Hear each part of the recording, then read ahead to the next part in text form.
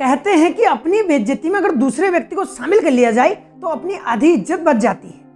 ये बात भारतीय जनता पार्टी के नेता अच्छे ढंग से जानते हैं। जैसे ही यूके SSSC पेपर में घोटाले का मामला सामने आया, वैसे ही भाजपा के नेताओं ने विधानसभा बैकडोर घोटाले को उछालना शुरू कर दिया, क्योंकि उस घोटाले में भाजपा के साथ कांग्रेस के नेता भी शामिल थे। चाहे प्रेमचंद अग्रवाल हो या कुंजवाल हो, सभी लोग इसमें मिल बांटकर घोटाले कर रहे थे। उसके बाद तरह तरह के हथकंडे अपनाकर यूके SSSC मामले को दबाने का प्रयास किया गया। उसमें चाहे हाकम सिंह गिरफ्तारी हो या बहुत सारे जो छोटे लोग गिरफ्तार हुए हैं उनकी बात हो, या फिर जो होने वाली भर्तियां थी जिनका रिजल्ट नहीं आया था उनको कैंसिल करने का मामला हो, ये सब चीजें उसमें शामिल है। लेकिन सबसे पहले जिस भर्ती में घोटाले का मामला सामने आया, वो भर्ती अभी तक रद्द भी नहीं हुई और उस पर कोई कार्रवाई भी नहीं हुई। इससे स्पष्ट होता है कि बड़े नेताओं, चाहे वो बड़े अधिकारी हो या बड़े नेता हो, उन तक इनका पैसा पहुंच चुका था। बाकी भर्तियों का पैसा पहुंचा नहीं होगा, इसीलिए शायद वो कैंसिल कर दिए। विधानसभा बैकडोर भर्ती एक भाई भतीजावाद का उदाहरण है। कोई भी व्यक्ति अच्छे ओहदे पर, अच्छे पद पर पहुंचता है तो अपने नजदीकियों को लगाने की कोशिश करता है।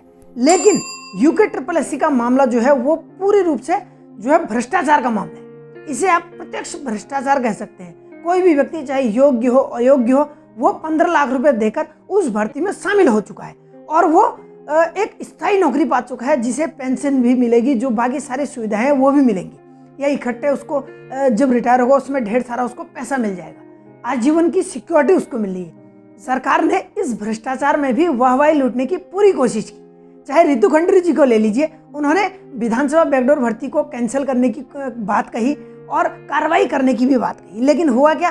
प्रेमचंद अग्रवाल जी मजे से वित्त मंत्री बन के घूम रहे हैं, कुंजवाल जी ऐश कर रहे हैं, और बाकी भी जिन लोगों ने नौकरियों पे लगाए थे वो भी मजे से बैठे हुए।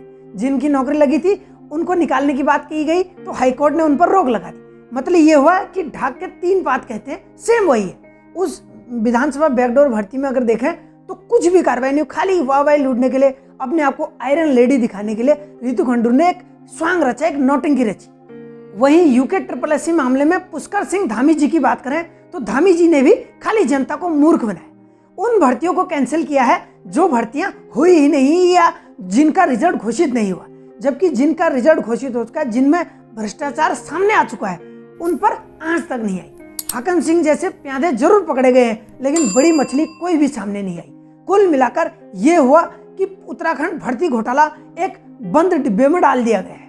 जनता को अलग अलग चीजों के मामले में घुमा घुमा कर मूर्ख बनाया जा रहा है। कभी कोई मामला उछाल दिया जा रहा है, कभी कोई मामला उछाल दिया जा रहा है। भर्ती घोटाले पर बात नहीं हो रही। जिन लोगों ने स्टार्टिंग में ये भर्ती घोटाले का मामला उठाया वो अभी शांत नजर आ रहे।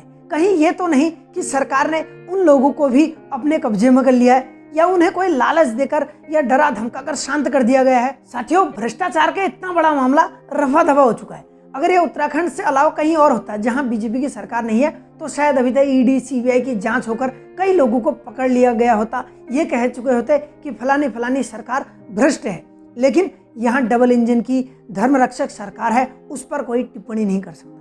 आज की तारीख में यह स्थिति है कि अगर आप सरकार पर सवाल उठाते हैं तो आप देशद्रोही हैं, आप वामपंथी हैं, आप एक नक्सलवादी भी हो सकते हैं। लेकिन सरकार जो इतना कुछ कर रही है, घोटाले से लेकर मर्डर, हत्या, रेप, बलात्कार, जो सारे मामले इनके नेताओं के आ रहे हैं, ये सभी धर्मरक्षक हैं। इनका ये करना जरूरी है क्योंकि देश को विश्वगुरु बनाना है, और विश्वगुरु बनाने के लिए जरूरी है कि इस सरकार की पूजा की जाए, आरती की जाए, आराधना की जाए, इस पर सवाल न उठाए जाए। नमस्कार, जय हिंद।